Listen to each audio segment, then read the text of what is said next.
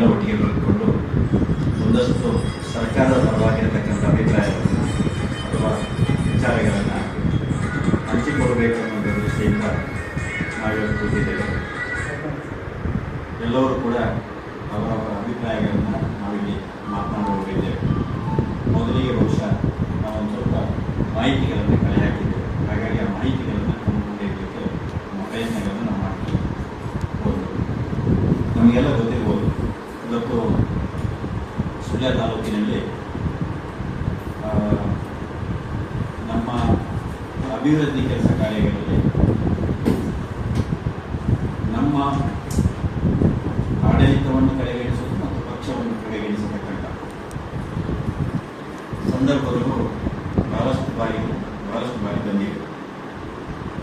ವಿಶೇಷವಾಗಿ ಈಗ ಇತ್ತೀಚಿನ ದಿನಗಳಲ್ಲಿ ನಮ್ಮಲ್ಲಿ ಬಹಳಷ್ಟು ನಮ್ಮ ಶಾಸಕರು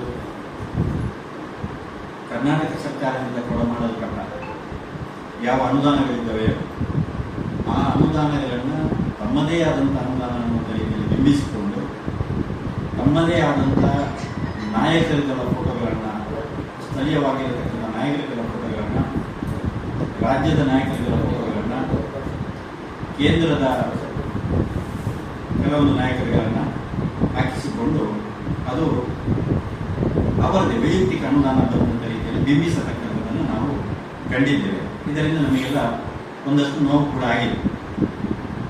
ನಮ್ಮನ್ನು ಪೂರ ಕಲಿಬೇಕು ಅಂತಲೇ ಇಲ್ಲ. ಒಂದು ವೇಳೆ ನಮ್ಮ ಸರ್ಕಾರದ ಕಾರ್ಯಕ್ರಮ ಬಂದಾಗ ಭರತ್ ಮುಂಡೋಡಿಯವರು ಗ್ಯಾರಂಟಿ ಸಮಿತಿ ಅಧ್ಯಕ್ಷರಿದ್ದಾರೆ, ಬೇರೆ ಬೇರೆಯವರೆಲ್ಲ ನಮ್ಮ ಏನು ಒಂದು ನಮ್ಮನೆ ಮಂಡಳಿಯ ನಾಮಿನೇಟೆಡ್ ಮಂಡಳಿಯ ಅಧ್ಯಕ್ಷರುಗಳೆಲ್ಲ ಇದ್ದಾರೆ. ಅವರನ್ನು ಪ್ರೋಟೋಕಾಲ್ ಪ್ರಕಾರ ಕರೆಸಿಕೊಂಡು ಒಂದು ಸರ್ಕಾರದ ಅನುದಾನ ಬಂದಾಗ ಗಲಿ ಪೂಜೆ ಮಾಡತಕ್ಕಂಥದ್ರಲ್ಲಿ ನಮ್ಮನ್ನು ಗುರುತಿಸಿಕೊಳ್ಳಬಹುದು. ಇನ್ನೊಂದು ಏನು ಉದ್ಘಾಟನೆ ಆಗತಕ್ಕಂಥ ಸಂದರ್ಭದಲ್ಲಿ ನಮ್ಮನ್ನು ಗುರುತಿಸಿಕೊಳ್ಳತಕ್ಕಂಥ ಕಾರ್ಯಗಳನ್ನು ಮಾಡಬೇಕಾಗ್ತದೆ. ಅದನ್ನು ಮಾಡ್ತಾ ಇಲ್ಲ. ಅದರ ಬದಲಿಗೆ ಸಂಪೂರ್ಣ ಅನುದಾನ ಅವರದೇ ಅನ್ನುವಂಥ ರೀತಿಯಲ್ಲಿ ಬಿಂಬಿಸತಕ್ಕಂಥ ಕೆಲಸಗಳನ್ನು ಮಾಡಿದ್ದಾರೆ. ಈಗ ಮೊನ್ನೆ ಪ್ರಾರಂಭ ಆಗಿರತಕ್ಕಂಥದ್ದು ಕಾಯತೋಡಿಯಲ್ಲಿ ನೀವೆಲ್ಲ ನೋಡಿರೋದು 2 ಬಾರಿ ಉದ್ಘಾಟನೆ ಆಗಿದೆ. ಸೊ ಹಾಗಾಗಿ ನಾನು ಇವತ್ತು ಪ್ರಾರಂಭದಲ್ಲಿ ಮಾತಾಡಲಿಕ್ಕೆ ನಮ್ಮ ಹತ್ರ ಸಮಯವನ್ನು ತಗೊಂಡೆ. ಕಾಯತೋಡಿನಲ್ಲಿ ನೋಡಿ, ಅವರಿಗೆ ಭರತನ ಮೊನ್ನೆ ಹೇಳಿದ್ದಾರೆ, ಕರೆಕ್ಟಾಗಿ ಹೇಳಿದ್ದಾರೆ. ನಾವು 1 ವಾರ ಮುಂಚಿತವಾಗಿ ನಾವು ಅವರಿಗೆ ಕೇಳಿದ್ದೇವೆ. ಶಾಸಕರ ಹತ್ರ ನೇರವಾಗಿ ಫೋನ್ ಮಾಡಿ ನಾವು ಕೇಳಿದ್ದೇವೆ. ಶಾಸಕರು ಆಯಿತು ಮಾಡೋಣ ಅನ್ನುವಂಥದ್ದನ್ನು ಹೇಳಿದರು. ಅಲ್ಲಿಯ ಸ್ಥಳೀಯರ ಹತ್ರ ಒಂದು ಕೇಳಿಕೊಂಡು ಮಾಡೋಣ ಅಂತ ಹೇಳಿ ನಾನು ಇನ್ವಿಟೇಷನ್ ಮಾಡ್ತೇನೆ ಅಂತ ಹೇಳಿ ಆಯ್ತು ಮಾಡಿ ಅಂತ ಹೇಳಿ ಮಾಡಿ ಎಲ್ಲ ಕೆಲಸ ಕಾರ್ಯಗಳನ್ನು ನಾವು ಮಾಡಿದ್ದೇವೆ. ಬರೇ ಆ ರಸ್ತೆ ಕಾಮಗಾರಿ ಮಾತ್ರ ಅಲ್ಲ, ಅದರ ನಂತರ ಇರತಕ್ಕಂಥಲ್ಲಿ ಏನು ಲೈಟಿಂಗ್ಸ್ ಇದನ್ನು ಕಂಬ ಹಾಕತಕ್ಕಂಥದ್ದನ್ನು ಬೇರೆ ನಾಮಫಲಕವನ್ನು ಅನಾವರಣಗೊಳಿಸತಕ್ಕಂಥ ಸುಮಾರು ಕೆಲಸಗಳಿವೆ. ಅವೆಲ್ಲವನ್ನು ಮಾಡಿ ಅವರನ್ನೆಲ್ಲವರನ್ನ ಒಟ್ಟಿಗೆ ಸೇರಿಸಿಕೊಂಡು ನಾವು ತಯಾರು ಮಾಡಿದ್ದೇವೆ. ಆದರೆ ಏನು ಮಾಡಿದರು, ಆದಿತ್ಯವಾರ ದಿನ ಸೋಮವಾರ ದಿನ ಮಾಡುವುದು ಅಂತ ಹೇಳಿದ್ರೆ ಆದಿತ್ಯವಾರ ದಿನ 4:30 ಗಂಟೆ 5 ಗಂಟೆಗೆ ಇದನ್ನು ಉದ್ಘಾಟನೆ ಮಾಡ್ತಾರೆ. ಅಂದರೆ ನಮ್ಮನ್ನು ಬಿಟ್ಟು ಉದ್ಘಾಟನೆ ಮಾಡ್ತಾರೆ. ಅಂದರೆ ನಮ್ಮ ಸರ್ಕಾರದ ಕಡೆಯಿಂದ ಇದ್ದವರನ್ನ ಬಿಟ್ಟು ಉದ್ಘಾಟನೆ ಮಾಡ್ತಾ ಇದ್ದಾರೆ. ಇದರ ಅರ್ಥ ಏನು ಅಂತ ಹೇಳಿದ್ರೆ ಎಲ್ಲವೂ ಅವರು ಮಾಡಿದ್ರು ಅನ್ನುವಂಥದ್ದು ಆಗಬೇಕು. ಕರ್ನಾಟಕ ಸರ್ಕಾರದನ್ನ ಅನುದಾನ ಅನ್ನುವಂಥದ್ದು ಅದು ಪ್ರಚಾರ ಆಗಬಾರ್ದು ಅನ್ನುವಂಥ ದೃಷ್ಟಿಯಿಂದ ಅವರು ಮಾಡಿದ್ದಾರೆ. ಈಗ ಅವರಿಗೆ ನಾವು ಕೇಳ್ತಾ ಇದ್ದೇವೆ, ಇದು ಯಾರ ಅನುದಾನ? ಇದು ಕೇಂದ್ರ ಸರ್ಕಾರದ ಅನುದಾನವಾ ಅಥವಾ ನಿಮಗೆ ಕೊಡಮಾಡಲ್ಪಟ್ಟಾರೆ? 2 ಕೋಟಿ ಮೊದಲಿತ್ತು, ಈಗ ಬಹುಶಃ ಅದನ್ನು ಸ್ವಲ್ಪ ಏರಿತವರಿಗೆ ಆ ಅನುದಾನದಿಂದ ನಿಮ್ಮದೇ ಆಗಿರತಕ್ಕಂಥ ಅನುದಾನದಿಂದ ಬಂದದ್ದಾಗಿದ್ರೆ ನಾವು ನಿಮ್ಮ ಹತ್ರ ಮಾತಾಡಲಿಕ್ಕೆ ಬರುವುದಿಲ್ಲ. ಆದರೆ ಈ ಅನುದಾನ ಸಂಪೂರ್ಣವಾಗಿ ನಮ್ಮ ಕರ್ನಾಟಕ ಸರ್ಕಾರದಿಂದ ಬಂದಿರತಕ್ಕಂಥದ್ದು ಅನ್ನುವಂಥದ್ದನ್ನು ವಿವರಿಸಲಿಕ್ಕೆ ನಾವಿವತ್ತು ತಮ್ಮ ಮುಂದೆ ಇದ್ದೇವೆ. ತಾವು ದಯವಿಟ್ಟು ದಾಖಲೆಗಳನ್ನು ನೋಡಬೇಕು. ದಾಖಲೆಗಳ ಪ್ರಕಾರ ಇದು ಮುಖ್ಯಮಂತ್ರಿಯವರ ಮೂಲ ಸೌಕರ್ಯ ಅಭಿವೃದ್ಧಿ ಯೋಜನೆಯಡಿಯಲ್ಲಿ ಅಭಿವೃದ್ಧಿ ಕಾಮಗಾರಿಗಳಿಗೆ ಅನುಮೋದನೆ ನೀಡುವ ಕುರಿತು ಅನ್ನುವಂಥ ಒಂದು ಆದೇಶಗಳನ್ನು ಇಲ್ಲಿ ಮಾಡಿದ್ದಾರೆ. ಇದರ ಪ್ರಕಾರ 25 ಕೋಟಿ ಹಣವನ್ನು ಲೋಕೋಪಯೋಗಿ ಇಲಾಖೆಗೆ 50 ಲಕ್ಷ, ಗ್ರಾಮೀಣ ಅಭಿವೃದ್ಧಿ ಮತ್ತು ಪಂಚಾಯತ್ ರಾಜ್ಗೆ 20.95 ಲಕ್ಷ, ನಗರ ಅಭಿವೃದ್ಧಿಗೆ 2.20 ಲಕ್ಷ, ಮುಜರಾಯಿ ಇಲಾಖೆಯಿಂದ 0.85 ಕೋಟಿ, ಆಮೇಲೆ ಶಿಕ್ಷಣಕ್ಕೆ 0.50 ಕೋಟಿ, ಒಟ್ಟು 25 ಕೋಟಿ ಅನುದಾನವನ್ನು 13/11/2025ಕ್ಕೆ ಮಂಜೂರಾತಿ ಮಾಡಿದ್ದಾರೆ.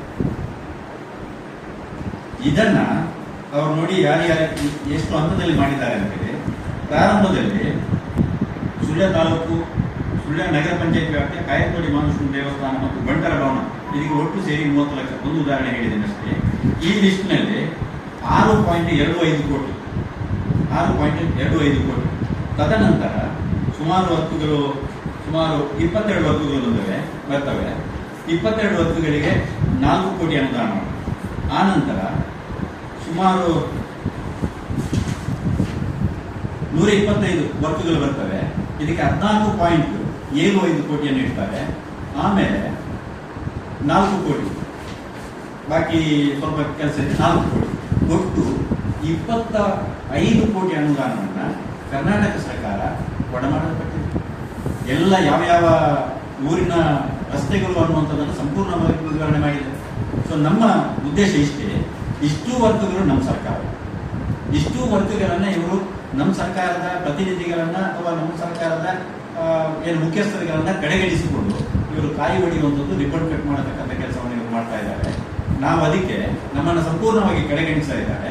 ಬಹುಶಃ ಇವರೆಲ್ಲ ಪರ್ಮಿಷನ್ ತಕೊಂಡು, ಸೀನಿಯರ್ ಲೀಡರ್ಗಳ ಪರ್ಮಿಷನ್ ತಕೊಂಡು ನಾವು ಮುಖ್ಯಮಂತ್ರಿ ಮತ್ತು ಸನ್ಮಾನ್ಯ ಸಿದ್ದರಾಮಯ್ಯ, ಮಾಜಿ ಮುಖ್ಯಮಂತ್ರಿ, ಮಾನ್ಯ ಡಿ.ಕೆ. ಹರಿಪ್ರಸಾದ್, ಅಧ್ಯಕ್ಷರು ಕನ್ನಡ ಪ್ರದೇಶ ಕಾಂಗ್ರೆಸ್ ಸಮಿತಿ ಬೆಂಗಳೂರು, ಇವರಿಗೆ ಒಂದು ಪತ್ರವನ್ನು ಬರೆದಿದ್ದೇವೆ. ಕರ್ನಾಟಕ ಜನ ಸರ್ಕಾರದ ಅನುದಾನ ಕಾಮಗಾರಿ ಪ್ರಾರಂಭದಲ್ಲಿ ಹಾಗೂ ಮುಕ್ತಾಯಗೊಂಡು ಉದ್ಘಾಟನೆ ಮಾಡುವ ಸಂದರ್ಭದಲ್ಲಿ ಶಿಷ್ಟಾಚಾರ ಪಾಲಿಸದಿರುವ ಕುರಿತು ಅನ್ನುವಂಥ ಒಂದು ಮನವಿಯನ್ನು ಮಾಡಿ ನಾವು ಇವತ್ತು ಎಲ್ಲ ಮುಖ್ಯಮಂತ್ರಿ, ಮಾಜಿ ಮುಖ್ಯಮಂತ್ರಿ ಮತ್ತು ಪಕ್ಷದ ಅಧ್ಯಕ್ಷರಿಗೆ ನಾವು ಕಳಿಸಿಕೊಡ್ತಾ ಇದ್ದೇವೆ. ನಂತರ ಮುಂದಿನ ದಿನಗಳಲ್ಲಿ ಬಹುಶಃ ಇವರು ಈಗ ಮಾಡತಕ್ಕಂಥ ತಪ್ಪನ್ನ ಅವರು ಸರಿಪಡಿಸಿಕೊಳ್ಬೇಕು.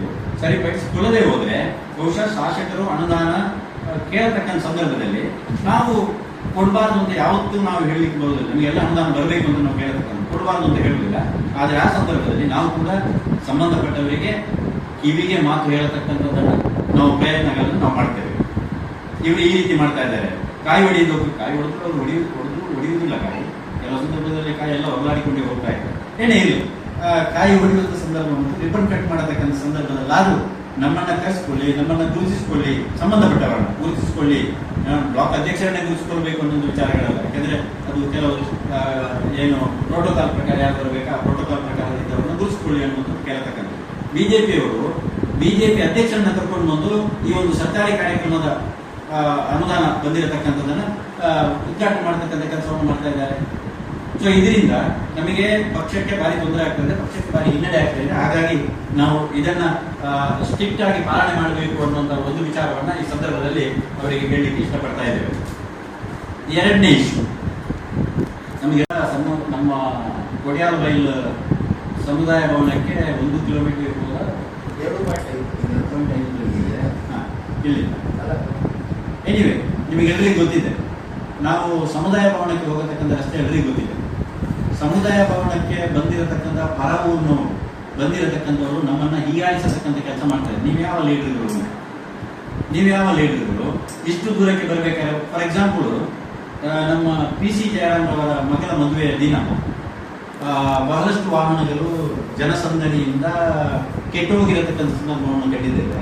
ಹಾಗೆಯೇ ರೇಣುಕಾ ಪ್ರಸಾದ್ ಅವರ ಮಗಳ ಮದುವೆ ದಿನ ಕೂಡ ಬಹಳಷ್ಟು ವಾಹನಗಳು ಕೆಟ್ಟು ಹೋಗಿರತಕ್ಕಂಥದ್ದನ್ನು ಕಂಡಿದ್ದೇವೆ.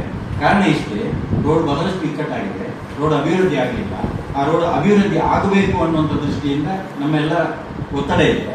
ಹಾಗಾಗಿ ನಾವು ಇವತ್ತು ಬಿಜೆಪಿಯವರನ್ನು ಕೇಳುವಂಥದ್ದು, ಕಳೆದ 94ನೇ ಇಸ್ವಿಯಿಂದ ನೀವು ಶಾಸಕರಾಗಿದ್ದೀರಾ, ನಿಮ್ಮಲ್ಲಿ ಮಂತ್ರಿ ಕೂಡ ಆಗಿದ್ದಾರೆ. 94ನೇ ಇಸ್ವಿಯಿಂದ ಸಂಸದರಾಗಿದ್ದೀರಾ.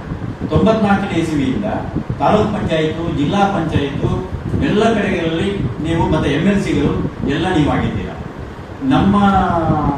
ನಮ್ಮ ಸಮುದಾಯ, ವಿಶೇಷವಾಗಿ ನಮ್ಮ ಸಮುದಾಯದ 65% ನಾಯಕರುಗಳು ಬಿಜೆಪಿಯಲ್ಲಿ ಇದ್ದಾರೆ.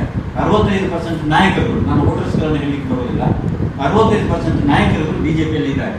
ಇಷ್ಟು ಬಿಜೆಪಿಯಲ್ಲಿ ನಮ್ಮ ನಾಯಕರುಗಳು ಇದ್ದು ಒಂದು ಸಮುದಾಯ ಭವನಕ್ಕೆ ಹೋಗತಕ್ಕಂಥ ರಸ್ತೆಗೆ ಒಂದು 5 ಕೋಟಿ ಅನುದಾನವನ್ನ ಇವರಿಗೆ ವಿಂಗಡಣೆ ಮಾಡಲಿಕ್ಕೆ ಅವತ್ತಿನಿಂದ ಇವತ್ತಿನ ತನಕ 2008ರಲ್ಲಿ ನಮ್ಮ ಸಮುದಾಯ ಭವನ ಅಲ್ಲಿ ಕಾರ್ಯ ಇದು ಪ್ರಾರಂಭ ಆಗಿದೆ.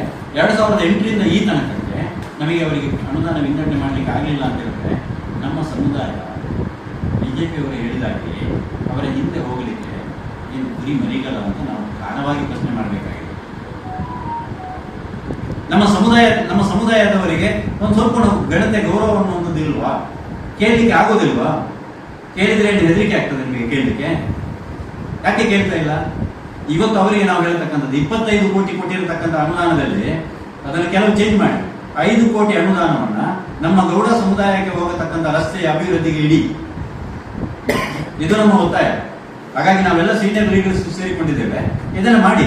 ಇಲ್ಲ ಅಂತ ಹೇಳಿದ್ರೆ ನಿಮ್ಮಿಂದ ಮಾಡ್ಲಿಕ್ಕೆ ಆಗುದಿಲ್ಲ ಅನ್ನುವಂಥ ಸಾರಾ ಸಗಾಟವಾಗಿ ನೀವು ಪತ್ರಿಕಾಗೋಷ್ಠಿಯಲ್ಲಿ ನಿಮ್ಮ ಮುಖೇನ ಅವ್ರು ಹೇಳಿ, ನಮ್ಮಿಂದ ಮಾಡ್ಲಿಕ್ಕೆ ಆಗುದಿಲ್ಲ, ನಮ್ಮಿಂದ ಅನುದಾನ ಕೊಡ್ಲಿಕ್ಕೆ ಆಗುದಿಲ್ಲ ಅನ್ನುವಂಥ ಅವ್ರು ಹೇಳಿ ನೋಡೋಣ ನಾವೇನು ಅಂತ. ನಾವು ಆ ಪ್ರಯತ್ನಗಳನ್ನು ನಂತರದ ಪ್ರಯತ್ನಗಳನ್ನು ನಾವು ಮಾಡ್ತೇವೆ.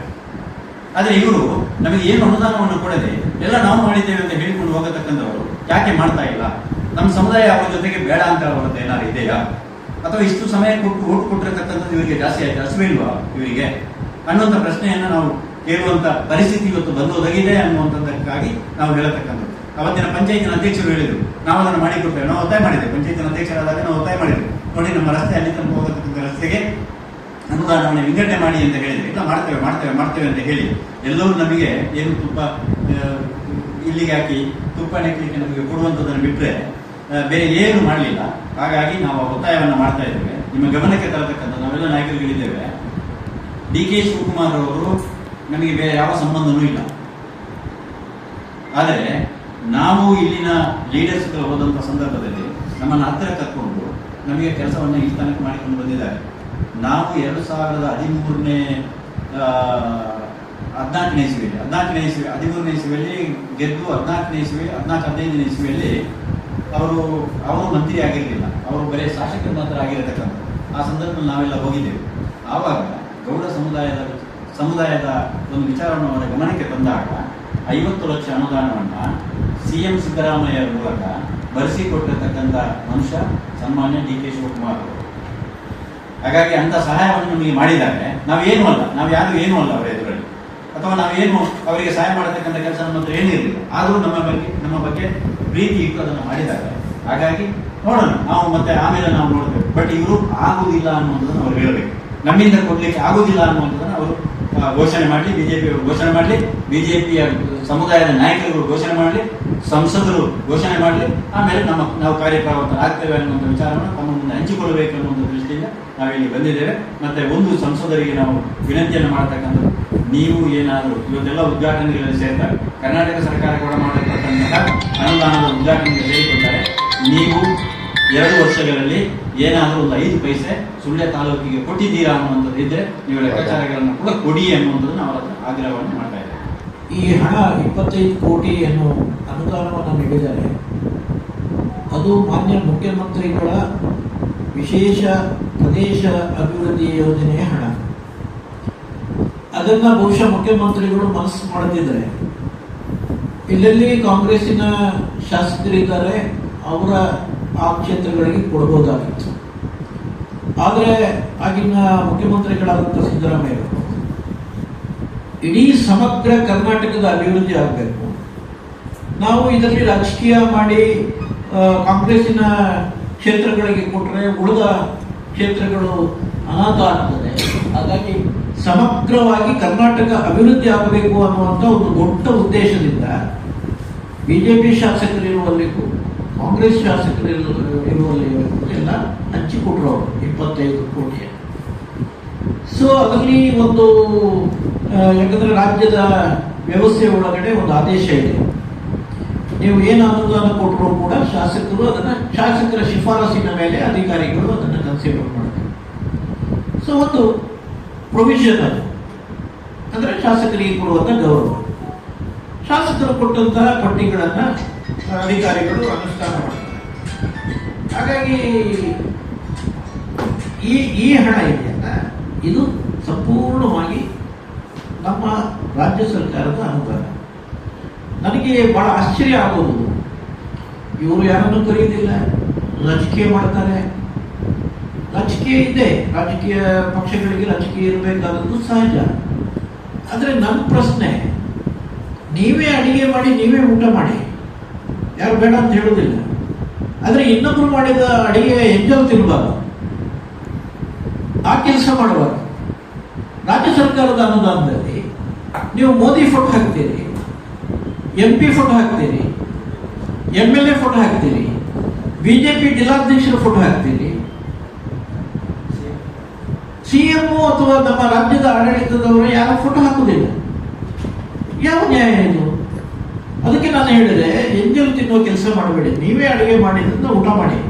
ನೀವು ಕೇಂದ್ರದಿಂದ ತಂದಿದ್ದೀರಾ, ನಾವು ಪ್ರಶ್ನೆ ಮಾಡೋದಿಲ್ಲ.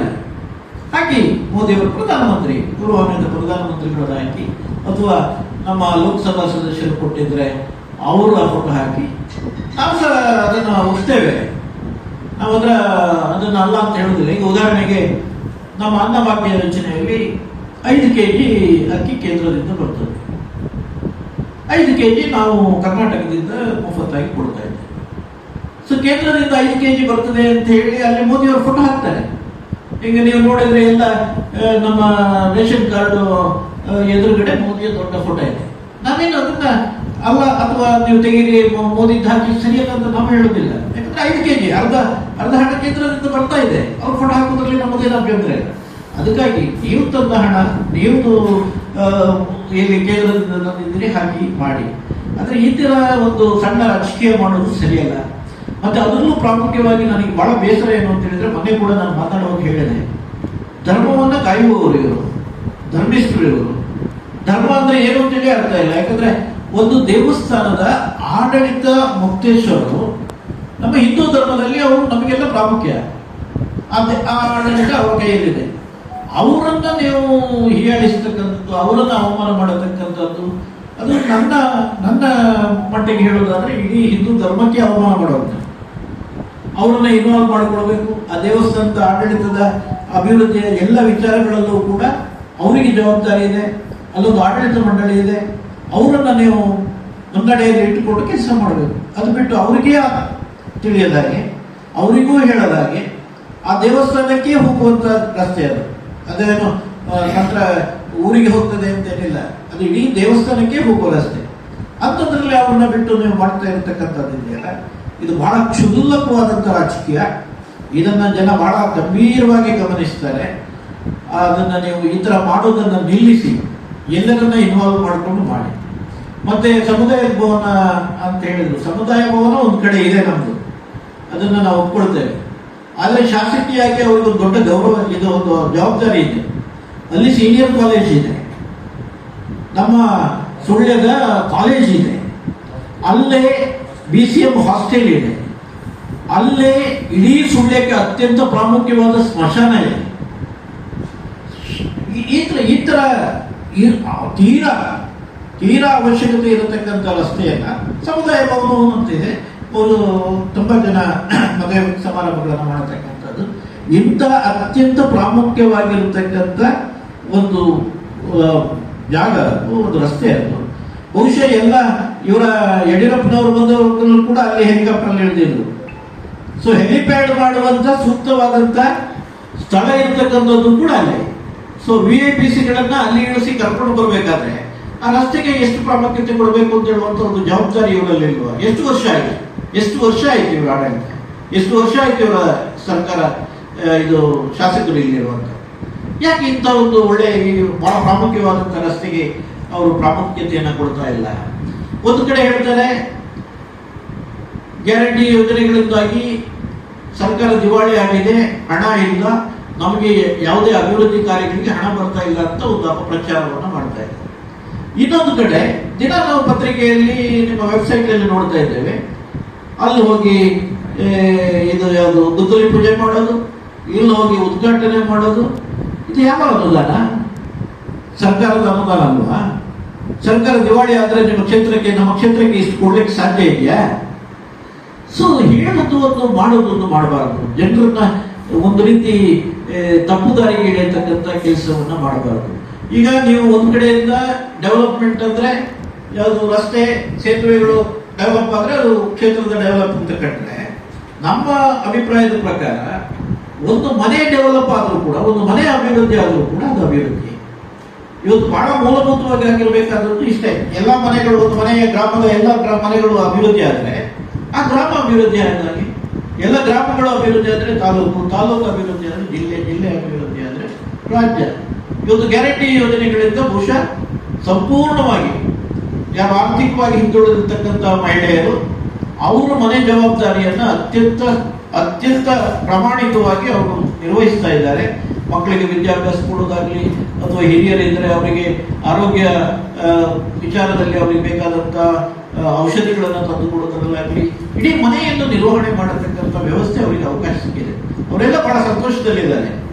ಸೊ ಹಾಗಾಗಿ ಇವತ್ತು ನಮ್ಮ ತಾಲೂಕಲ್ಲೇ ನಾವು ಗಮನಿಸಿದರೆ ಗ್ಯಾರಂಟಿ ಯೋಜನೆಗಳು ಪ್ರಾರಂಭ ಆದ ಮೇಲೆ ಈ ತಾಲೂಕಿಗೆ 243 ಕೋಟಿ ರೂಪಾಯಿಗಳು ಈ ತಾಲೂಕಿಗೆ ಗ್ಯಾರಂಟಿ ಯೋಜನೆಯಲ್ಲಿ ಬಂದಿದೆ.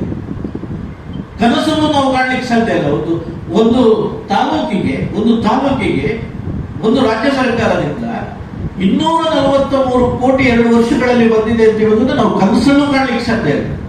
ಇದು ಯಾರಿಗೂ ಕಣ್ಣಿಗೆ ಕಾಣದಂತಹ ಒಂದು ಅನುದಾನ, ಸರ್ಕಾರದ ಅನುದಾನ ಅಂದ್ರೆ ಯಾರ ಕಣ್ಣಿಗೆ ಕಾಣದಂಥದ್ದು. ಆದರೆ ಸಮಗ್ರವಾಗಿ ಇಡೀ ತಾಲೂಕಿನ ಬದುಕನ್ನ ಹಸನುಗೊಳಿಸಿರ್ತಕ್ಕಂಥ ಕಾರ್ಯಕ್ರಮ. ಸೊ ಹಾಗಾಗಿ ಇನ್ನು ಮುಂದೆಗಾದರೂ ನೀವು ಸುಮ್ಮನೆ ಸರ್ಕಾರದಲ್ಲಿ ಹಣ ಇಲ್ಲ, ಅನುದಾನ ಕೊಡೋದಿಲ್ಲ ಈ ಮಾತುಗಳನ್ನು ಬಿಡಿ, ಅಥವಾ ನಾವು ರಾಜ್ಯ ಸರ್ಕಾರದಿಂದ ಬಂದದಕ್ಕೆ ನಿಮ್ಮದೇ ಮೋದಿಯವರ ಫೋಟೋ ಹಾಕಿ ಅಥವಾ ಇವರ ಫೋಟೋ ಹಾಕಿ ಫ್ಲೆಕ್ಸ್ ಅಲ್ಲಿ MP ಅವರ ಫೋಟೋ ಹಾಕಿ ಕಾರ್ಯಕ್ರಮವನ್ನು ನಿಮ್ಮ ಕಾರ್ಯಕರ್ತರನ್ನ, ನಿಮ್ಮ ಲೀಡರ್ಗಳನ್ನು ಇಟ್ಕೊಂಡು ಮಾಡುವಂತ ಈ ಒಂದು ಅಲ್ಪತನವನ್ನು ಬಿಟ್ಟು ಬಿಡಿ. ಇನ್ನು ಮುಂದೆ ಆದರೂ ಎಲ್ಲರನ್ನ ಸೇರಿಸಿಕೊಂಡು ಸಮಗ್ರವಾದಂತಹ ಸುಳ್ಯ ಅಭಿವೃದ್ಧಿಯ ಚಿಂತನೆಯನ್ನ ಮಾಡಿ ಅಂತೇಳಿ ಈ ಮೂಲಕ ಶಾಸಕರನ್ನ ನಾನು ಮನವಿ ಮಾಡ್ತೇನೆ. ಇಲ್ಲಿ ಈಗಾಗಲೇ ವೆಂಕಟಣ್ಣ ಮತ್ತು ಭರತಣ್ಣ ವಿವರವಾದ ಒಂದು ಸಂಗತಿಯನ್ನು ಕೊಟ್ಟರು. ಏನು ನಮ್ಮ ಶಾಸಕರು ಅಭಿವೃದ್ಧಿಯ ವಿಚಾರದಲ್ಲಿ ಯಾವ ರೀತಿಯ ರಾಜಕಾರಣವನ್ನು ಮಾಡ್ತಾ ಇದ್ದಾರೆ, ತಾರತಮ್ಯವನ್ನು ಮಾಡ್ತಾ ಇದ್ದಾರೆ ಅಂತ ಹೇಳುವಂತ ಸಂಗತಿಯನ್ನು ಹೇಳಿದ್ರು. ನಾನು ಒಂದು ಹೆಚ್ಚಿನ ಎಲ್ಲ ವಿಚಾರಗಳನ್ನು ಹೇಳಿದ್ರು. ನಾನು ಒಂದು ವಿಚಾರವನ್ನು ಹೇಳ್ತೇನೆ. 8ನೇ ತಾರೀಕಿಗೆ ಕಳೆದ 8ನೇ ತಾರೀಕಿಗೆ 100% ಉಸ್ತುವಾರಿ ಸಚಿವರಾಗಿದ್ದ ದಿನೇಶ್ ಗುಂಡೂರಾವ್ ಬರ್ತಿದ್ರು. ದಿನೇಶ್ ಗುಂಡೂರಾವ್ ಅವರಿಗೆ ನಾನಲ್ಲೇ ಇದ್ದೆ, ಬೆಂಗಳೂರಲ್ಲೇ ಇದ್ದೆ. ಇವರು ರಿಕ್ವೆಸ್ಟ್ ಮಾಡಿ ಒಂದು ದಿವಸ ನನಗೆ 8ನೇ ತಾರೀಕು ಒಂದು ಬಿಟ್ಬಿಡಿ ಸರ್, ನೀವು ಯಾವ ದಿವಸ ಹೇಳಿದ್ರು ನಾನು ಬರ್ತೇನೆ ಅಂತ ಹೇಳಿ ರಿಕ್ವೆಸ್ಟ್ ಮಾಡಿದ್ರು. ಅವ್ರಿಗೆ ನಾನು ಹೇಳಿದೆ, ಅವರು ನಿರಂತರ ಉದ್ಘಾಟನೆಗಳನ್ನ ಮಾಡ್ತಾ ಇದ್ದಾರೆ ಸರ್, ನೀವು ಬಂದು ಮಾಡಿ ಅಂತ ಹೇಳಿದೆ. ಯಾಕೆ ಅವರು ಹೇಳಿದ್ರು, ಇಲ್ಲ ಒಂದು MLA ಅವರಿಗೆ ಒಂದು ಶಾಸಕರಿಗೆ ನಾವು ಗೌರವಗಳನ್ನ ಕೊಡಬೇಕಾದ ಸಂದರ್ಭ ಇದೆ, ಇಮಿಡಿಯೇಟ್ ಡೇಟ್ ಫಿಕ್ಸ್ ಮಾಡಿ ಬರ್ತೇನೆ. ಅದರ ನಂತರದ ಸಂಗತಿಗಳು ನಿಮಗೆ ಗೊತ್ತಿದೆ. ನಾನು ಕೇಳ್ತಾ ಇದ್ದೇನೆ, ಏನು ಸರ್ಕಾರದ ಉಸ್ತುವಾರಿ ಸಚಿವರನ್ನ ನೀವು ಒಂದು ದಿವಸಕ್ಕೆ ಬರಬೇಡಿ, ನಾನು ನಂತರ ನಿಮ್ಮ ಜೊತೆಯಲ್ಲಿ ಸೇರಿ ಎಲ್ಲಾ ಕಾರ್ಯಕ್ರಮಗಳಿಗೆ, ಎಲ್ಲಾ ಉದ್ಘಾಟನೆಗಳಿಗೂ ನಾನು ಜೊತೆಗೂಡ್ತೇನೆ ಅಂತ ಹೇಳಿದವರು ಕೂಡಲೇ ಹೋಗಿ ಅರಮನೆ ಕೈಯ ತತ್ತ ಮುಂಚೆ ಯಾರಿಗೂ ಗೊತ್ತಿಲ್ಲದ ಹೋಗಿ, ಯಾವುದೇ ಸರ್ಕಾರಿ ಅಧಿಕಾರಿಗಳು ಹೋಗಲಿಲ್ಲ, ಪಂಚಾಯತಿನವರು ಹೋಗಲಿಲ್ಲ, ಯಾರೂ ಹೋಗಲಿಲ್ಲ, ಹೋಗಿ ಅದನ್ನು ಉದ್ಘಾಟನೆ ಮಾಡಿದರು. ಅದೇ ರೀತಿ ಮೊನ್ನೆ ಕಬಣ್ಣನವರು ಒಂದು ಇನ್ವಿಟೇಷನ್ ಮಾಡಿದಾಗ ನಾನು ಅದನ್ನು ನೋಡಿ ಸ್ವಲ್ಪ ನಗು ಬಂತಾನೆ. ಏನಪ್ಪ ಇವರು ಭಾಗೀರಥಿಯವರನ್ನು ಸೇರಿಸಿಕೊಂಡು ಉದ್ಘಾಟನೆಯಲ್ಲಿ ಎಲ್ಲ ಪ್ರೋಟೋಕಾಲ್ ಪ್ರಕಾರ ಮಾಡಿದಾರಲ್ಲ. ನನಗೆ ಗೊತ್ತಿತ್ತು, ನನಗೆ 100% ಗೊತ್ತಿತ್ತು. ಅವರು ಹೌದು, ಅವರು ಭಾರತೀಯ ಜನತಾ ಪಕ್ಷದವರು ಹೌದು ಅಂತಾದರೆ ಕತ್ತಲೆ ನಡರಾತ್ರಿಗಾದ್ರೂ ಹೋಗಿ ಅವರು ಉದ್ಘಾಟನೆ ಮಾಡ್ತಾರೆ ನನಗೆ ಸ್ಪಷ್ಟ ಗೊತ್ತಿತ್ತು. ಅದನ್ನೇ ಮಾಡಿದ್ರು. ಅವರು ಏನ್ ಮಾಡಿದ್ರು ಅಂತ ಹೇಳಿದ್ರೆ, ಇವರನ್ನ ಕತ್ತಲೆಯಲ್ಲಿಟ್ಟು ಇವರು ಪಾಪ ಊರಿಗೆ ಹೋಗಿದ್ರು. ಆ ದಿವಸ ಊರಿಗೆ ಹೋಗಿದ್ರೆ ನಾವು ಉದ್ಘಾಟನೆ ಮಾಡಿದ್ರೆ ಇವರು ಬನ್ನಿ ಅಂತ ಅಂತ ಹೇಳಿದ್ದಾರೆ ಅಂತ ಕಾಣ್ತದಲ್ಲ. ಹೌದು, ಯಾಕೆಂದ್ರೆ ಇವರು ಕರೆಕ್ಟ್ ಅವರು ತಿಳ್ಕೊಂಡಿದ್ದಾರೆ, ಹೆಡ್ ಕ್ವಾರ್ಟರ್ಸ್ ಅಲ್ಲಿ ಇಲ್ಲ ಇವರು. ಆದ ಕಾರಣ ಈ ಹೊತ್ತಲ್ಲಿ ನಾವು ಮಾಡ್ಬೇಕು, ಇವರು ಹೇಳಲಿಲ್ಲ ಅಂತ ಬೇಡ ಅಂತ ಹೇಳುವಂತ ದೃಷ್ಟಿಕೋನದಲ್ಲಿ ಮಾಡಿ ಯಾಕೆ ಮಾಡಬೇಕು. ಇನ್ನು ಮುಖ್ಯವಾಗಿ ಇಲ್ಲಿ ನಾನು ಕೇಳ್ತಾ ಇದ್ದೇನೆ, ವೆಂಕಟಣ್ಣ ಹೇಳಿದ್ರು, ಶಿಷ್ಟಾಚಾರಗಳನ್ನು ನಾವು ಪಾಲಿಸಬೇಕಾಗ್ತದೆ. ರಾಧಾಕೃಷ್ಣ ಬಳ್ಳೂರು ಅಧ್ಯಕ್ಷರಾದರೂ ಕೂಡ ಅವರನ್ನು ಕರೀಲಿಕ್ಕೆ ಅವಕಾಶಗಳಿಲ್ಲ. ಏನು ನಮ್ಮ ನಾಮಿನೇಟೆಡ್ ಅಧ್ಯಕ್ಷರುಗಳಿದ್ದಾರೆ, ಸರ್ಕಾರ ಏನು ಕೊಡಮಾಡಿದೆ ನಿಗಮಗಳು ಅಥವಾ ಗ್ಯಾರಂಟಿ ಅಧ್ಯಕ್ಷರು ಕೂಡ ಇವರನ್ನೆಲ್ಲ ಕರೆದು ಮಾಡಬಹುದು. ಇದ್ದಲ್ಲ ಪ್ರೋಟೋಕಾಲ್ ಅಲ್ಲಿ ಸರ್ಕಾರದ ಎಲ್ಲಾ ಕಾರ್ಯಕ್ರಮಗಳು ಇವರನ್ನೆಲ್ಲ ಆಫೀಸರ್ಸ್ಗಳು ಕರೀತಾರೆ, ಎಲ್ಲರನ್ನ ಇದ್ದೇ ಉದ್ಘಾಟನೆಗಳನ್ನ ಇದನ್ನೆಲ್ಲ ಮಾಡ್ತಾರೆ. ಆದ್ರೆ ಇವರಿಗೆ ಅದು ಬೇಕಾಗಿಲ್ಲ. ಇವರು ಸಿದ್ದರಾಮಯ್ಯನವರು ಕೊಟ್ಟ ಒಂದು ಅನುದಾನದಿಂದ, ವಿಶೇಷ ಅನುದಾನದಿಂದ ಇವರು ಏನ್ ಮಾಡ್ತಾ ಇದ್ದಾರೆ, ಕಂದು ಮುಚ್ಚಿ ನೋಡಿ. ಅಲ್ಲಿ ನನಗೆ ಬೆಳ್ಳಾರಿಯಲ್ಲಿ ಗಲಾಟೆ ಮಾಡಿ, ಅಲ್ಲಿ ನಿಡ್ವಾಳದಲ್ಲಿ ಗಲಾಟೆ ಮಾಡಿದ್ರು ಜನಗಳು. ನಾನು ಹೇಳಿದೆ, ಅಲ್ಲಿ ಒಂದು ಕೆಲಸ ಮಾಡಿ, ಬೇರೇನು ಮಾಡ್ಲಿಕ್ಕೆ ನಮಗೆ ಸಾಧ್ಯತೆ ಆಗೋದಿಲ್ಲ, ನೀವು ಫ್ಲೆಕ್ಸ್ ಹಾಕಿ, ನಮ್ಮ ಸರ್ಕಾರದ ಏನು ಅಧ್ಯಕ್ಷರಿದ್ದಾರೆ ಮತ್ತೆ ಮುಖ್ಯಮಂತ್ರಿಗಳಿದ್ದಾರೆ, ಇವರನ್ನೆಲ್ಲ ಸೇರಿಸಿ ನಮ್ಮನೆಯಲ್ಲಿ ಸೇರಿಸಿ ಫ್ಲೆಕ್ಸ್ ಹಾಕಿ ಅಂತ ಹೇಳಿದೆ.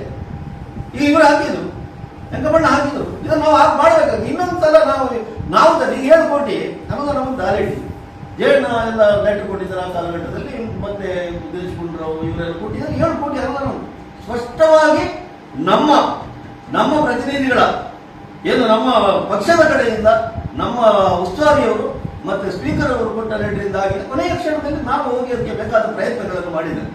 ಏನು ರಾಷ್ಟ್ರೀಯ ಎಕ್ಸಿಕ್ಯೂಟಿವ್ ಇಂಜಿನಿಯರ್ ಒಂದು ಟ್ರಾನ್ಸ್ಫರ್ ಇಲ್ಲಿಗೆ ಬರಲಿಕ್ಕೆ ಪೂವೈರನ್ನು ಮಾಡೋ ಹೊತ್ತಿಯಲ್ಲಿ ಇದನ್ನು ಕೂಡ ಮಾಡಿದ್ರೆ ಅದು ಫೈನಲ್ ಆಗಿದೆ. ಅದಕ್ಕೆ ಅವರು ಕೊಟ್ಟರು ಮೊನ್ನೆ ಸರ್ಕಾರದ ಕಡೆಯಿಂದ 7 ಕೋಟಿ ರೂಪಾಯಿ ಬಂತು ಅಂತೇಳಿ ಭಾಗೀರಥಿ ಅವರು ಕೊಟ್ಟಿದ್ದಾರೆ. ನಾವು ತರಿಸಿದ್ದೇವೆ ಅಂತ ಅದರ ಅರ್ಥ ಏನು ನನಗೆ ಗೊತ್ತಿಲ್ಲ. ನಾವು ಮಾಡ್ತೇವೆ, ನಾವು ಖಂಡಿತವಾಗಿ ಅವರಿಗೆ ಹೇಳ್ತೇವೆ. ಇನ್ನೊಂದು ಸಲ ನಾವೇನೇನು ಎಲ್ಲಿಲ್ಲ ಸರ್ಕಾರದಿಂದ ಅನುದಾನ ಕೊಟ್ಟರೆ ನಾವು ಬ್ಲಾಕ್ ಕಾಂಗ್ರೆಸ್ ಅಧ್ಯಕ್ಷರಾಗಿ ಪೂಜೆ ಮಾಡ್ತೇವೆ. ಶಿಷ್ಟಾಚಾರ ಅವರಿಗಿಲ್ಲ, ಸರ್ಕಾರದ ನಿಯಮಗಳು ಅವರಿಗಿಲ್ಲ, ಅವರಿಗೆ ಯಾವುದೂ ಇಲ್ಲ ಈ ಜಗತ್ತಲ್ಲಿ ಅಂತಂದ್ರೆ ನಮಗೂ ಬೇಕಾಗಿಲ್ಲ. ನಾವು ಅದನ್ನೇ ಮಾಡಬೇಕಾದ ಅನಿವಾರ್ಯತೆ ಇದೆ. ನಾವು ಅದಕ್ಕೆ ಗೌರವಗಳನ್ನು ಕೊಟ್ಟಿದ್ದೇವೆ. ನಾನು ಇದು ಉಸ್ತುವಾರಿ ಅವರು ಹೇಳುವಾಗ ಹೇಳಿ ಸರಿ ಸರ್ ನೀವು ಹೇಳುವುದು ಎಮ್.ಎಲ್.ಎಗೆ ಗೌರವ ಕೊಡಬೇಕು ಅದನ್ನು ನಾವು ಮಾಡಬೇಕಾಗಿದೆ ಅಂತ ಹೇಳಿದರೆ ನಾವು ಅದನ್ನೇ ಮಾಡುವಂತ ಒಂದು ಇರಾದಿದೆ. ನಾನು ಇದನ್ನು ಇಲ್ಲಿ ಯಾಕೆ ಹೇಳ್ತಾ ಇದ್ದೇನೆ ಅಂದ್ರೆ ಕನಿಷ್ಠ ಜ್ಞಾನ ಬೇಕು. ಕನಿಷ್ಠವಾಗಿ ನಾನು ಇಲ್ಲಿ ಅಲ್ಲಿ ಏನು ನಾನು ಪಟ ನೋಡಿದ್ದೆ ನನಗೆ ಗೊತ್ತಿತ್ತು ಇವರ ಪಟಗಳಲ್ಲಿ ಇರುವುದು ಅಂತ. ಅಲ್ಲಿ ನೋಡಿದೆ ವಿನಾಯಕ ದಳಕ ಇನ್ನು ಅವರು ಇವರು ಎಲ್ಲ ಏನೋ ಅವರ ಪಕ್ಷದ ಏನು ಕಾರ್ಯಕರ್ತರ ಅವರು ಇವರು ಲೀಡರ್ಗಳಿದ್ದಾರೆ ಅವರ ಪಟಗಳೆಲ್ಲ ರಾರಾಜಿಸ್ತಾ ಇದೆ. ಇಲ್ಲಿ ಕಾಯತೋಡಿ ಇದರ ಇವರು ಏನಿದು ಏನು ಇವರಿಗೆ ಏನು ಬುದ್ಧೇ ಇಲ್ವಾ? ನಾವು ಸಮಾಜದಲ್ಲಿ ಹೀಗೆ ಇರಬೇಕು ಅಂತ ಕಲ್ಪನೆ ಕೂಡ ಇಲ್ವಾ? ಇನ್ನು ಮುಂದಿನ ದಿನಗಳಲ್ಲಿ ನಾವು ಅದನ್ನು ಮಾಡ್ತೇವೆ. ಭರತಣ್ಣ ವೆಂಕಪ್ಪಣ್ಣ ಈಗಾಗಲೇ ಸ್ಪಷ್ಟಪಡಿಸಿದ್ದಾರೆ. ಜೇರ್ಣದಲ್ಲಿ ಅದರ ಸಮಿತಿಗಳಲ್ಲಿ ಇದ್ದಾರೆ. ಇಲ್ಲಿ ನಮ್ಮ ಗೌಡ ಸಮುದಾಯವನ್ನು ಮಾಡುವುದೇ ಇಲ್ಲ ಅವರು ಅಂತಾದ್ರೆ ನಾವೆಲ್ಲರೂ ಸೇರಿ ಏನಾದರೂ ಮಾಡಿ ಅಲ್ಲಿಗೆ ಅನುದಾನವನ್ನು ಕೊಡಿಸಿ ಅಲ್ಲಿ ಒಂದು ಪ್ರಯತ್ನಗಳನ್ನು ಅನುದಾನ ಕೊಡಿಸುವ ಪ್ರಯತ್ನ ಖಂಡಿತ ಮಾಡ್ತೇವೆ. ಇನ್ನೊಂದು ಮುಖ್ಯವಾಗಿ ಹೇಳ್ತೇನೆ, ಅಲ್ಲಿ ಭರತಣ್ಣದಲ್ಲಿ ವೆರಿ ಕ್ಲಿಯರ್ ಹೇಳಿದ್ರು ಕೇವಲ ಅಲ್ಲಿ ಸಮುದಾಯ ಭವನ ಇರೋದಲ್ಲ ಸರ್. ಅಲ್ಲಿ ಒಂದು ಹಾಸ್ಟೆಲ್ ಆಯಿತು. ಹಾಸ್ಟೆಲ್ಗೆ ಉದ್ಘಾಟನೆ ಮಾಡದೆ ಇವರು ಎಲ್ಲ ಮಕ್ಕಳು ಸೇರಿಸಿ ಯಾರು ಹೇಳಿದ್ರು? ಎಮ್.ಎಲ್.ಎ ಹೇಳಿದ್ರು. ಆಗ ನಾನು ಮೇಡಮ್ ಕೇಳಿದೆ ಏನು ಎಮ್.ಎಲ್.ಎ ಹೇಳ್ತಾರೆ? ಎಮ್.ಎಲ್.ಎ ಉದ್ಘಾಟನೆ ಆಗ್ತಿತ್ತು 8ನೇ ತಾರೀಕಿಗೆ. ಅದನ್ನು ಆಗದಾಗೆ ಮಾಡಿದ್ದು ಅವರೇ ಅಲ್ವಾ? ಏನು ಮೇಡಮ್ ಅವ್ರು ಹೇಳಿದ ಕೂಡ ನೀವು ಮಕ್ಕಳನ್ನ ತಗೊಂಡೋಗಿ ಅಲ್ಲಿ ಹಾಕಿದ್ದೀರ. ಈಗೇನೋ ಒಂದು 10-15-20 ದಿವಸ ಏನೋ ನಮಗೆ ಬರುವತ್ತಲ್ಲ, ಇದು ಎಲ್ಲ ಸೆಟರೇಟ್ ಆಗಬೇಕು. ಆದ ನಂತರ ಇಲ್ಲಿ ಇಮಿಡಿಯೇಟ್ ಉದ್ಘಾಟನೆಗಳನ್ನು ನಾವು ಮಾಡ್ತೇವೆ. ಸರಿ, ಓಕೆ, ಮಕ್ಕಳಿಗೆ ತೊಂದರೆಗಳಾಗ್ತದೆ ಅದನ್ನು ಮಾಡಿ. ಆದರೆ ಅಲ್ಲಿ KVG ಅಲ್ಲಿ ಎಲ್ಲ ಬೇರೆ ಬೇರೆ ಕಡೆಯಲ್ಲಿ ಬೆಳಿಗ್ಗೆಯಿಂದಲೇ ಕ್ಲಾಸ್ ಇರುವವರು ಇದ್ರೆ ಅವರನ್ನು ಅಲ್ಲಿಗೆ ಶಿಫ್ಟ್ ಮಾಡಿ ಅಲ್ಲಿ ಅವರನ್ನೆಲ್ಲ ತಂದು ಇಲ್ಲಿ ಹಾಕಬೇಡಿ ಅಂತ ಹೇಳಿದ್ರೆ ಆಯ್ತು ಒಪ್ಪಿಕೊಂಡಿದ್ದಾರೆ. ಮುಂದೆ ಏನೋ ನೋಡ್ಬೇಕು. ಇದನ್ನೆಲ್ಲ ಮಾಡ್ಲಿಕ್ಕೆ ಬರ್ತದೆ ಅವರಿಗೆ. ನೀವು ಹೋಗಿ ಇಲ್ಲ ಉದ್ಘಾಟನೆ ಆಗ್ತದಲ್ಲ, ನೀವು ಹೋಗಿ ಅದನ್ನು ಇದು ಮಾಡಿ ಅಂತ ನಮ್ಮದು ಸ್ವಲ್ಪ ವಿಳಂಬ ಆಗಿದೆ. ಅದರ ಬಗ್ಗೆ ನಮಗೆ ಸ್ವಲ್ಪ ವಿಷಾದ ಇದೆ. ಆದರೆ ನಾನು ಕೇಳ್ತಾ ಇರೋದು ಹೇಗೆಂದ್ರೆ ಇದು ಏನು ಸಂಗತಿ? 25 ಕೋಟಿ ಚೀಫ್ ಮಿನಿಸ್ಟರ್ ಸ್ಪೆಷಲ್ ಗ್ರಾಂಟ್ ಎಲ್ಲರೂ ಇವರು ತಿಳ್ಕೊಂಡಿದ್ದಾರೆ. ನಾವು ಗುದ್ದಲಿ ಪೂಜೆ ಮತ್ತು ಉದ್ಘಾಟನೆ ಮಾಡಿದರೆ ಇಡೀ ಸುಳ್ಯ ತಾಲೂಕಿನ ಜನರಿಗೆ ಇದು ಗೊತ್ತಾಗುವುದಿಲ್ಲ. ನಾನು ಮಾಡಿದ್ದು ಅಂತೇಳಿ ಗೊತ್ತಾಗ್ತದೆ. ಖಂಡಿತ ಅಲ್ಲ. ಪ್ರಜ್ಞಾವಂತ ನಾಗರಿಕರಿದ್ದಾರೆ ನಮ್ಮ ಇಡೀ ಇದು ಸುಳ್ಯ ತಾಲೂಕಲ್ಲಿ. ಇವರಿಗೆಲ್ಲ ಗೊತ್ತಿದೆ ಇದು ಗ್ರಾಂಟ್ ಕೊಟ್ಟದ್ದು. ನೋಡಿ, ಒಂದು ಹೇಳ್ತಾರೆ ಗ್ಯಾರಂಟಿಯ ಬಗ್ಗೆ, ಇನ್ನು ಬೇರೆ ಬೇರೆ ಸಂಗತಿಗಳ ಬಗ್ಗೆ ಇವರು ತುಂಬಾ ಮಾತಾಡ್ತಾರೆ. ಬಹುಶಃ ಸುಳ್ಯ ತಾಲೂಕಲ್ಲಿ ಅತಿ ಹೆಚ್ಚು ಗ್ಯಾರಂಟಿಯ ಫಲಾನುಭವಿಗಳು ಬಿಜೆಪಿ. ಕರ್ನಾಟಕದ ಸಮಗ್ರ ಅಭಿವೃದ್ಧಿಯ ದೃಷ್ಟಿಯಿಂದ ಮಾನ್ಯ ಸಿದ್ದರಾಮಯ್ಯರು ಮುಖ್ಯಮಂತ್ರಿಯಾಗಿರ್ತಕ್ಕಂಥ ಸಂದರ್ಭದಲ್ಲಿ ಕರ್ನಾಟಕದ ಸಮಗ್ರ ಅಭಿವೃದ್ಧಿ ಆಗಬೇಕು ಅಂತ ಹೇಳ್ತಕ್ಕಂಥ ನಿಟ್ಟಿನಲ್ಲಿ ಆಡಳಿತ ಪಕ್ಷ ಇರ್ಬೋದು, ವಿರೋಧ ಪಕ್ಷ ಇರ್ಬೋದು, ಎಲ್ಲ MLA-ಗಳಿಗೂ ತಲಾ 25 ಕೋಟಿ ವಿಶೇಷ ಅನುದಾನವನ್ನು, ಅವರ MLA-ಗಳ ಅನುದಾನ ಬೇರೆ ಇದೆ, ಅದ್ರ ಜೊತೆಗೆ ವಿಶೇಷ ಅನುದಾನವನ್ನು ಕೊಡತಕ್ಕಂಥ ಒಂದು ವಿಶೇಷ ವ್ಯವಸ್ಥೆ ಮಾಡಿದೆ. ಇದಕ್ಕೆ ನಾವು ಕರ್ನಾಟಕ ಸರ್ಕಾರದ ಮುಖ್ಯಮಂತ್ರಿ ಆಗಿದ್ದಂಥ ಸಿದ್ದರಾಮಯ್ಯರನ್ನು ನಾವೆಲ್ಲ ಕರ್ನಾಟಕದ ಜನತೆಯೇ ಅಭಿನಂದಿಸಬೇಕಾದ ವಿಚಾರ ಇದೆ.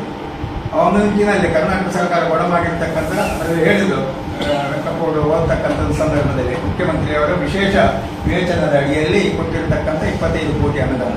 ಬಹುಶಃ ಈ 25 ಕೋಟಿ ಅನುದಾನವನ್ನು ಕೊಡತಕ್ಕಂಥ ಸಂದರ್ಭದಲ್ಲಿ ಅನೌನ್ಸ್ ಕೂಡ ಮಾಡಿದ್ದಾರೆ. ಆ ಅನೌನ್ಸ್ ಪ್ರಕಾರ ಇವತ್ತು ಹಂಚಿಕೆಯನ್ನು ಮಾಡಿದ್ದಾರೆ.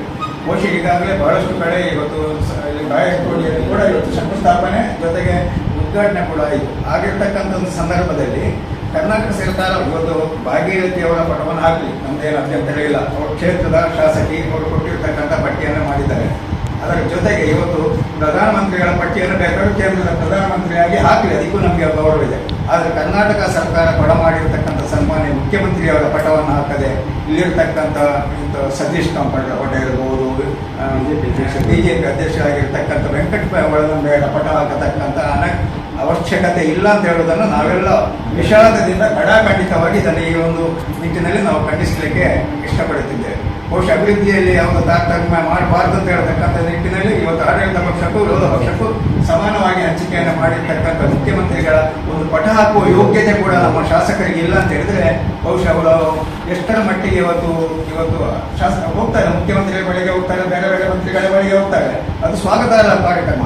ಆದರೆ ಅವರು ಕೊಟ್ಟಿರ್ತಕ್ಕಂಥ ಇದಕ್ಕೆ ಕೃತಜ್ಞತೆ ಪಡತಕ್ಕಂಥ ಒಂದು ಈ ಕನಿಷ್ಠ ಜ್ಞಾನ ಇಲ್ಲದ್ದು ಕೂಡ ನಮಗೆ ಬಹುಶಃ ಅವರಿಗೂ ನಾಚಿಕೆ, ಅದನ್ನು ನೋಡ್ತಕ್ಕಂಥ ಅದರ ಒಟ್ಟಿಗೆ ಇರತಕ್ಕಂಥವರು ಕೂಡ ನಾಚಿಕೆ ಹೇಳಿದ ವಿಷಯ ಅಂತ ಹೇಳೋದನ್ನು ಕೂಡ ನಾವೆಲ್ಲ ಸ್ಪಷ್ಟವಾಗಿ ಖಂಡಿಸ್ತೇವೆ.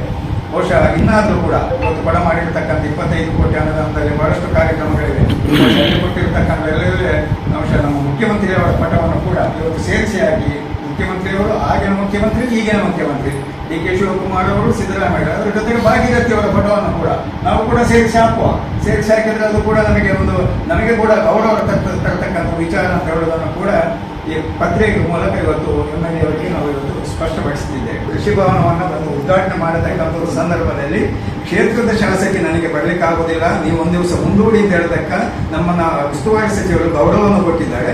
ಬಹುಶಃ ಆ ಉಸ್ತುವಾರಿ ಸಚಿವರನ್ನು ಧಿಕ್ಕರಿಸಿ 2 ದಿವಸದಲ್ಲಿ ಅರಮನೆಗಾದಂಥ ಒಂದು ಸೇತುವೆಯನ್ನು ಉದ್ಘಾಟನೆ ಮಾಡಿದ್ದು, ಇದನ್ನು ಕೂಡ ನಾವು ಇವತ್ತು ಖಂಡಿಸ್ತೇವೆ. ಸೇತುವೆ ಆ ಭಾಗದ ಜನಕ್ಕೆ ಆಗಬೇಕು.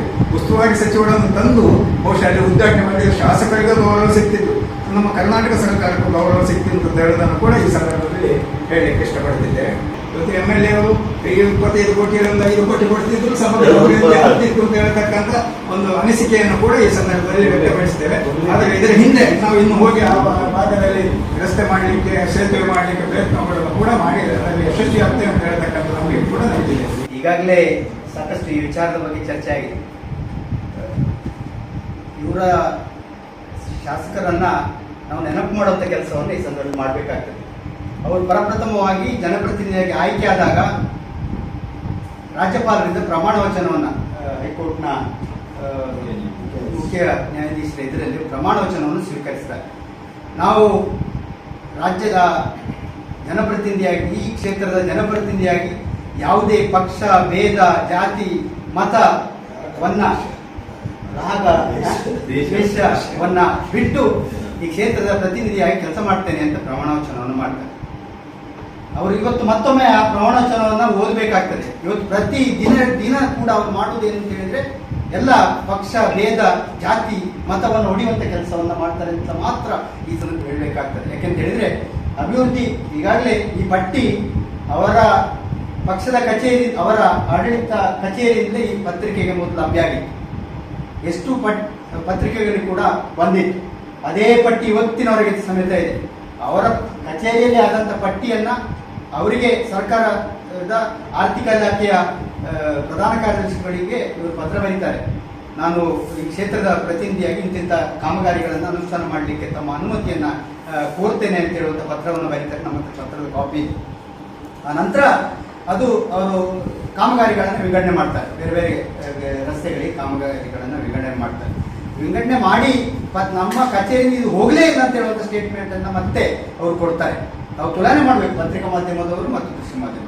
ಅದೇ ಪಟ್ಟಿ ಇವತ್ತು ಕಾಮಗಾರಿಗಳ ಅನುಷ್ಠಾನ ಆಗ್ತದೆ. ಅದು ಬೇರೆ ಬೇರೆ ರೀತಿಯಲ್ಲಿ ಆದಾಗ, ಏವರ್ನಾಡಿನಲ್ಲಿ ಹೋದಾಗ ಅದು ಕೇವಲ ಶಾಸಕರ ಅನುದಾನ, ಜಯನಗರಕ್ಕೆ ಹೋದಾಗ ಶಾಸಕರ ಅನುದಾನ ಆಗ್ತದೆ.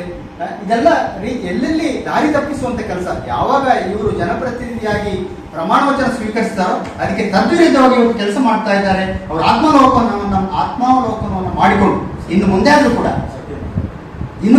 ಕೂಡ ಸರ್ಕಾರದ ಪ್ರತಿನಿಧಿಯಾಗಿ ಸರ್ಕಾರ ಕೊಟ್ಟಂತ ಅನುದಾನಗಳು ಬಂದಾಗ ಸರ್ಕಾರದ ವ್ಯವಸ್ಥೆಯಲ್ಲಿ ಏನೆಲ್ಲ ನಿಯಮಾವಳಿಗಳಿರ್ತದೆ ಆ ಪ್ರಕಾರವೇ ಕಾಮಗಾರಿಗಳನ್ನು ಅನುಷ್ಠಾನ ಮಾಡಬೇಕು ಅಥವಾ ಎಲ್ಲ ಕೆಲಸ ಕಾರ್ಯಗಳನ್ನು ಮಾಡಬೇಕು ಅಂತ ಹೇಳುವಂಥ ವಿನಂತಿಯನ್ನ ಈ ಸಂದರ್ಭದಲ್ಲಿ ಮಾಡ್ತಾ ಇದ್ರು. ಯಾಕೆಂದ್ರೆ ಇನ್ನು ಮುಂದೆ ಹಾಗೆ ಮಾಡಿದಾಗ, ಮೊನ್ನೆ ವೆಂಕಪ್ಪ ಗೌಡರು 15ನೇ ತಾರೀಕಿಗೆ ದಿನಾಂಕ ನಿಗದಿ ಮಾಡಿ 14ಕ್ಕೆ ಅವರು ಮಾಡಿದ್ರು. ಇನ್ನು ನಾವು ಆಲೋಚನೆ ಮಾಡಬೇಕಂತೆ ಅವರು ನಿರ್ದೇಶನಗಳನ್ನು ನಾವು ಕೂಡ ಮುಂದಿನ ದಿವಸ ಕಾಮಗಾರಿಯನ್ನು ಉದ್ಘಾಟನೆ ಮಾಡುವಂಥ ದಿನ ಬರ್ಬೋದು ಅಂತ ಹೇಳುವಂತ ಒಂದು ಎಚ್ಚರಿಕೆ ಅತ್ತೆ ಇದು ನನ್ನ ಬರ್ಡೇ ಗಿಫ್ಟ್. ಇದೆಲ್ಲ ಜೀವನದಲ್ಲಿ ನನಗೋಸ್ಕರ ತಗೊಂಡ್ಬಂದಿದ್ದಾರೆ. ನಿನ್ ಮೇಲೆ ತುಂಬಾ ಚೆನ್ನಾಗಿ ಕಾಣುತ್ತೆ. ಇದು ತುಂಬಾ ಚೆನ್ನಾಗಿದೆ ಅಲ್ವಾ? ತುಂಬಾ ಚೆನ್ನಾಗಿದೆ.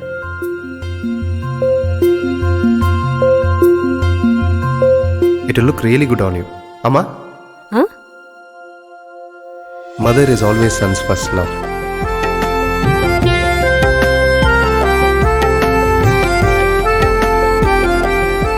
ಪ್ರತಿ ಪೀಳಿಗೆಯ ಪ್ರೀತಿಯ ಮಳಿಗೆ ಜಿಎಲ್ ಆಚಾರ್ಯ ಜ್ಯುವೆಲರ್ಸ್. ನಮಸ್ತೆ ವೀಕ್ಷಕರೇ, ಸುದ್ದಿ ನ್ಯೂಸ್ ಬುಲೆಟಿನ್ಗೆ ಸ್ವಾಗತ. ನಾನು ರೇಖಾ ಸುಭಾಷ್. ನಾನು ದಯಾನಂದ ಕೊರತೋಡಿ. ನಾನು ಪ್ರಜ್ಞಾ ಸಾಲ್ಯನ್ ಕೇರ್ಪಳ. ನಾನು ಯಶ್ವಿತ್ ಕಾಳಮನೆ. ನಾನು ಜಯಶ್ರೀ ಕೊಯ್ಗೋಡಿ. ನಾನು ಶಿವಪ್ರಸಾದ್ ಆಲಿಟಿ. ನಾನು ಪೂಜಶ್ರೀ. ನಾನು ದುರ್ಗಾ ಕುಮಾರ್ ನಾಯರ್ಕೆರೆ.